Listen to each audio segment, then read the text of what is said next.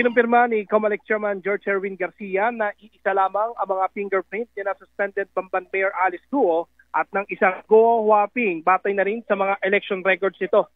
Ito nga inahayag ni COMELEC Chairman Garcia, ito'y batay na rin sa isinamating report sa kanya ngayong araw ng kanilang fact-finding panel na pinamumunuan ng kanilang law department.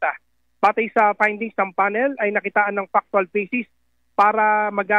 para isagawa ang preliminary investigation at irekomenda ang paghahain ng motu proprio complaint laban kay Guo dahil sa material misrepresentation dahil sa paglabag nito sa Omnibus Election Code. Sinabi ni Garcia na lumabas sa investigasyon ng kanilang investigating panel na iisa lamang ang fingerprint mula sa 6 na mga dokumento mula sa records ni Guo mula sa National Bureau of Investigation, Bureau of Immigration, gayon din sa kanyang mga election records, kabilang narito ang Certificate of Candidacy, gayon din